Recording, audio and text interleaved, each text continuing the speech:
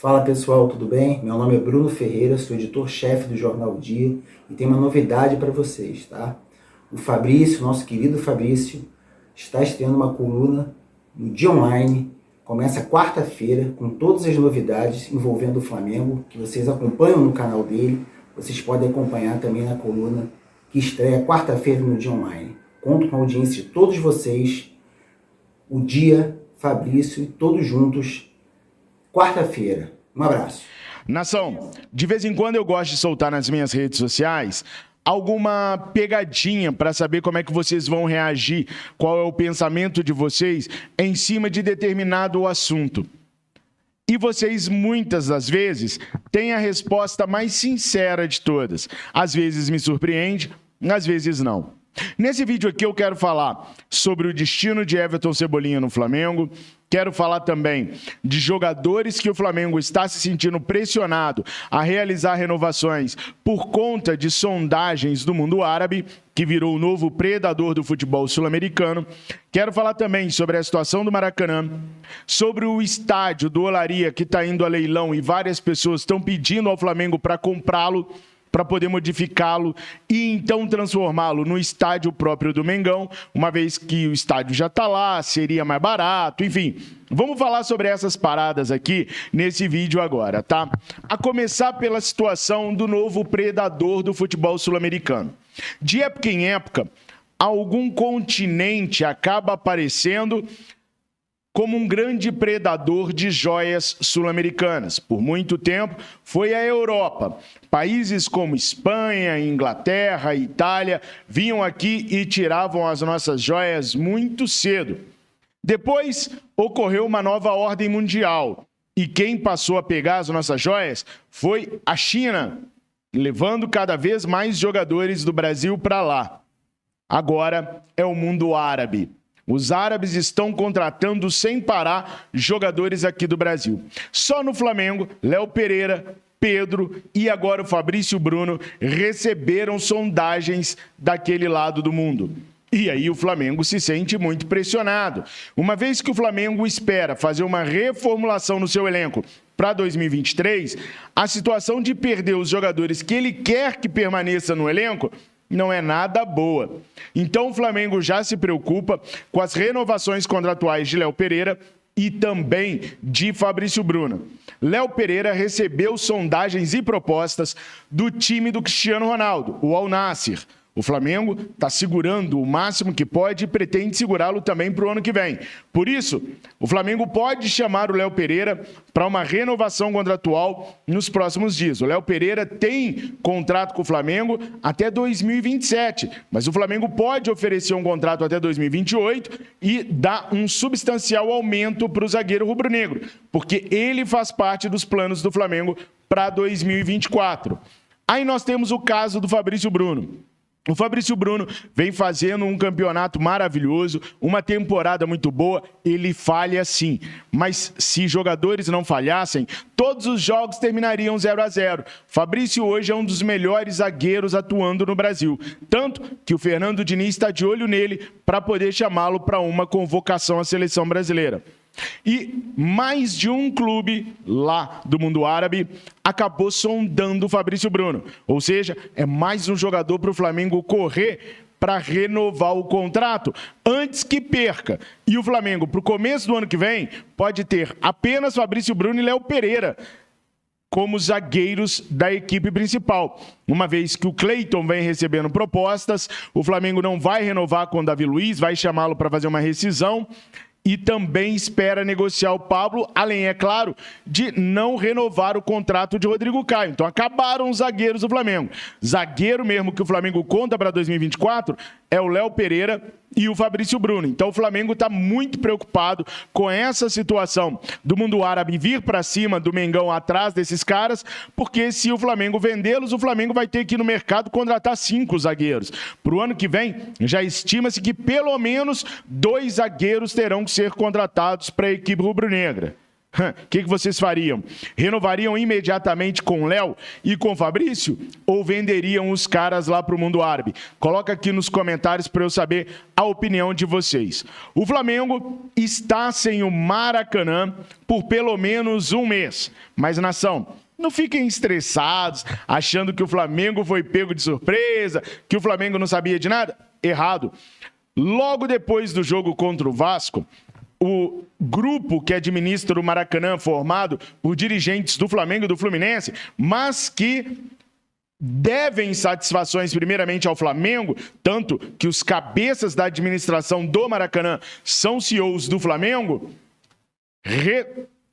reuniram-se, né, com a cúpula de futebol do Flamengo, e aí os caras traçaram que vai ser preciso parar por pelo menos um mês, que é o tempo até a final da Copa do Brasil, para o gramado ficar tinindo. Então, dificilmente nós teremos o Maracanã aberto antes do dia 17 de setembro. Até agora, ninguém sabe ainda se o Flamengo faz o primeiro jogo em casa ou se o Flamengo faz o primeiro jogo no Morumbi. O primeiro jogo da final da Copa do Brasil é 17 de setembro. O segundo é 24 de setembro. Antes dessa data, 17 de setembro, dificilmente o Maracanã ficará aberto, porque a ideia é deixar o gramado filé para o Flamengo poder atuar nas finais da Copa do Brasil, seja no dia 17, seja no dia 24. Com isso, não tem como o Vasco ir na justiça pedir para jogar, porque simplesmente o Maracanã está interditado para obras. Então, os viceenos podem chorar à vontade que não tem o que fazer. O Flamengo joga esse final de semana contra o Internacional de Porto Alegre no Maracanã, e aí o Maracanã fecha. Aí, no outro final de semana, o Flamengo pega o Botafogo, lá no Engenhão. E no outro final de semana, que o Flamengo agora só joga finais de semana, né? Esse meio de semana tem Libertadores e não tem Flamengo. Tem 2 anos que eu não sei o que é isso, velho. Como que esse time fez isso com nós? Ah, mas é bom porque aí não tem estresse. Então por que eu tô roendo minhas unhas de raiva de não poder assistir o Flamengo hoje ou amanhã na Libertadores? Ai, mas enfim. Aí, depois do jogo contra o Botafogo, o Flamengo tem a semana inteira livre e vai jogar contra o Atlético Paranaense em casa.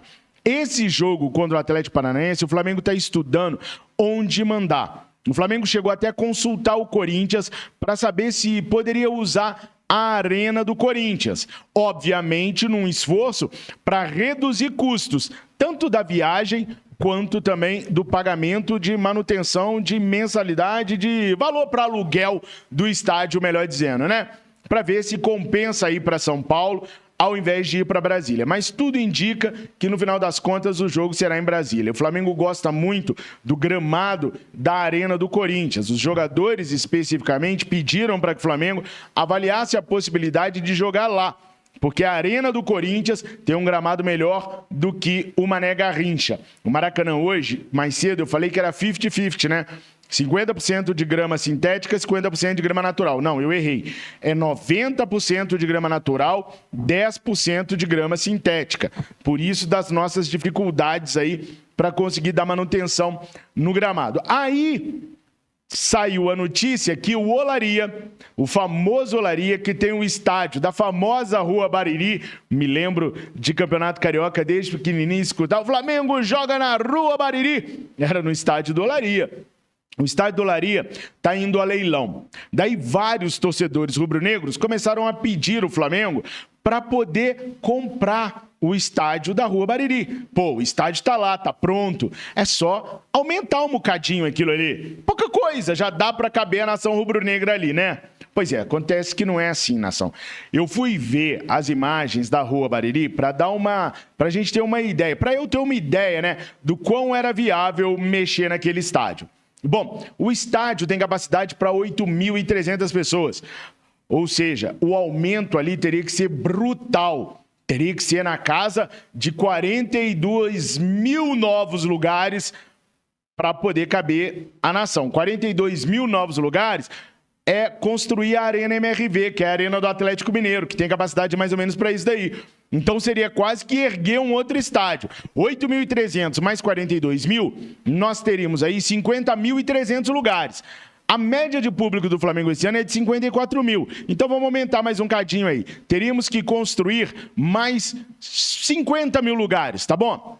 Para ter um espaço entre uma torcida e outra, aqueles 8 mil lugares que o BEP geralmente usa para ficar vazio, para separar, para ficar legal. Então teria que subir ali pelo menos mais 50 mil lugares, ou seja, praticamente construir um novo estádio. Fui olhar nas ruazinhas no entorno. São ruas estreitinhas, não daria vazão para 50 mil torcedores rubro-negros, cabines de TV, carros de televisão, de reportagem, aquilo ali viraria um auê, um fuzuê. Então, gente, a ideia foi nobre de pedir para estudar, para olhar, mas ali na Rua Bariri não comportaria um estádio de 60 mil lugares para o Clube de Regatas do Flamengo. E a capacidade é muito pequenininha para o Flamengo precisar aumentar tanto. Ah, Fabrício, mas e se o Flamengo aumentasse, então, só mais uns 20, 25 mil lugares ali, para poder jogar os jogos menores, jogos contra a Red Bull Bragantino e tal. Gente, mesmo nos jogos de menor impacto, a nação rubro-negra vai. Os 9 primeiros jogos em casa do Campeonato Brasileiro fez o Flamengo ganhar 31 milhões de reais. 9 jogos, nação. 9 jogos. É mais de 3 milhões de renda de bilheteria por jogo. Então, o Flamengo não poderia colocar 20, 25 para um jogo contra o Red Bull Bragantino, que se for para o Maracanã, dá 50. É prejuízo financeiro para o Flamengo. Pelo menos pouparia o gramado. Mas o Fluminense continuaria jogando. Então, o Fluminense usufruiria de uma bilheteria maior, se eles tiverem capacidade para isso, óbvio. E o Flamengo, que é realmente o administrador do Maracanã, tomaria chumbo. Jogaria num estádio menorzinho, com renda menor, enquanto Fluminense e Vasco desfrutariam do Maracanã. Ou seja, não seria, sobre ponto nenhum de vista, ideal para o Flamengo comprar o estádio da Rua Bariri. A ideia foi nobre, a ideia foi boa, eu entendo os meus amigos e minhas amigas rubro-negras que pensaram, mas estrategicamente não é uma boa ideia.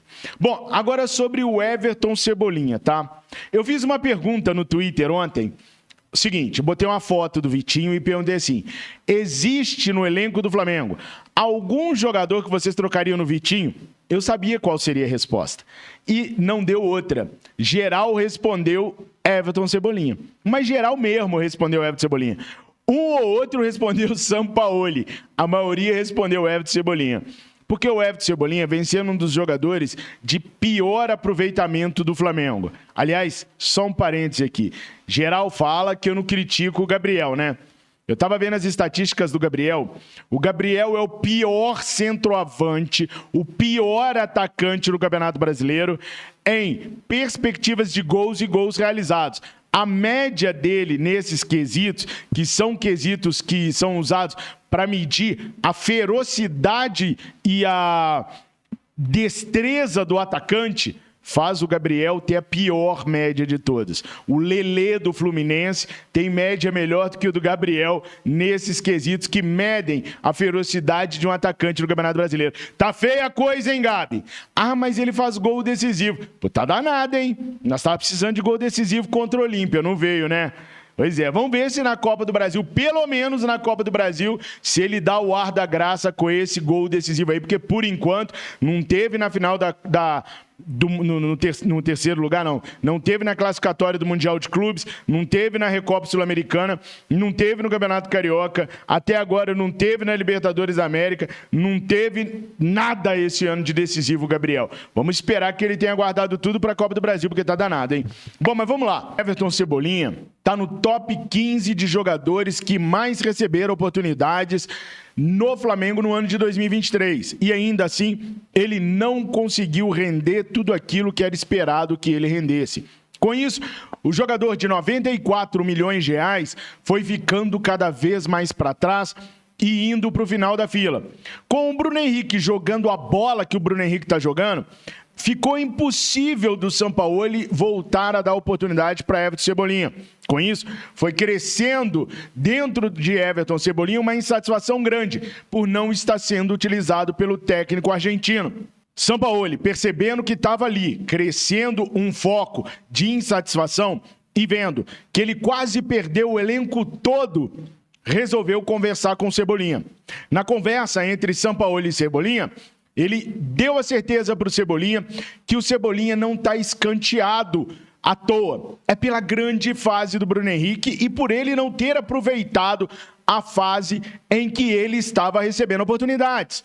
Com isso, o Cebola parece ter entendido. E o Sampaoli deu um golpe de mestre, apagando mais um foco de insatisfação que poderia se tornar um foco de incêndio e um grande problema para ele mesmo, o Sampaoli, ter que cuidar adiante, uma vez que a gente sabe que o Marcos Braz não está mexendo uma vírgula para poder blindar o técnico argentino.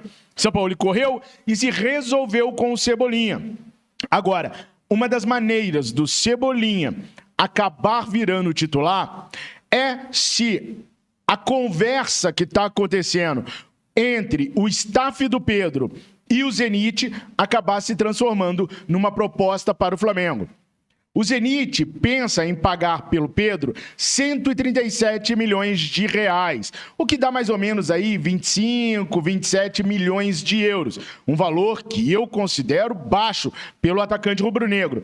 Acontece que o Pedro vem recebendo menos oportunidades do que tinha antes, depois da confusão com o preparador físico do Jorge Sampaoli. Depois daquele ponto para cá, diminuiu-se muito a minutagem do Pedro dentro de campo. E é claro que aumentou a insatisfação do jogador e do seu staff. Os caras ainda querem o Pedro na seleção brasileira e ele já não foi convocado pelo Diniz agora.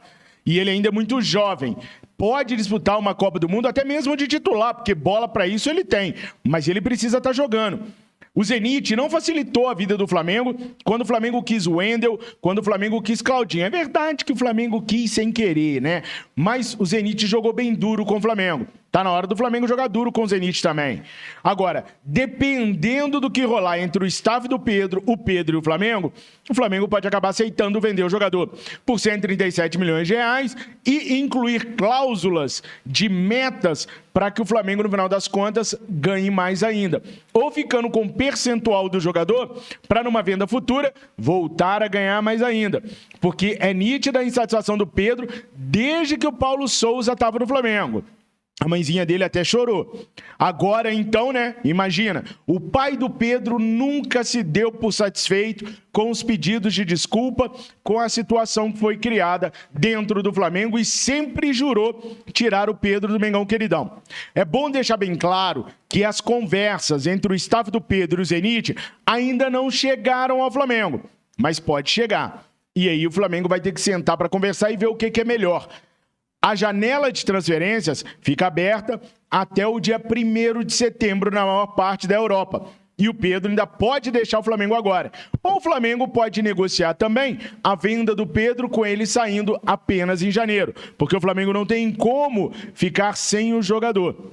Não tem como substituí-lo, a janela aqui está fechada. Uma lambança, mais uma lambança da CBF do seu Edinaldo, né? Tem que pensar melhor a situação da janela em comparação com a janela europeia. Nação, vou finalizando por aqui esse vídeo, mas olha, 20 horas nós nos encontramos aonde?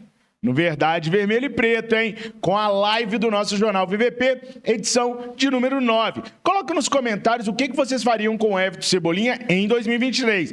Para 2024, a ideia do Flamengo é, se ele não melhorar, rumo, vamos emprestar. E com Pedro, venderiam 25 milhões de euros, tá bom? O Flamengo recusou 22 do Benfica. 25, tá bom? Já foi eliminado a Libertadores mesmo, o Campeonato Brasileiro tá longe. Ó, em 2009 nós tiramos 13 pontos, sendo que a gente tava com menos rodadas, hein? Vocês ficam falando que eu sou maluco e iludido? Vai que dá louca nesse elenco aí, a gente busca o Botafogo. O que vocês fariam com o Pedro? Coloca aí nos comentários que eu quero muito saber a opinião de vocês. Tamo junto, nação. 20 horas, a gente tá junto aqui no Verdade Vermelho e Preto. Fiquem com Deus, obrigado por tudo, saudações rubro-negras. Mengo, mengo, mengo, mengo.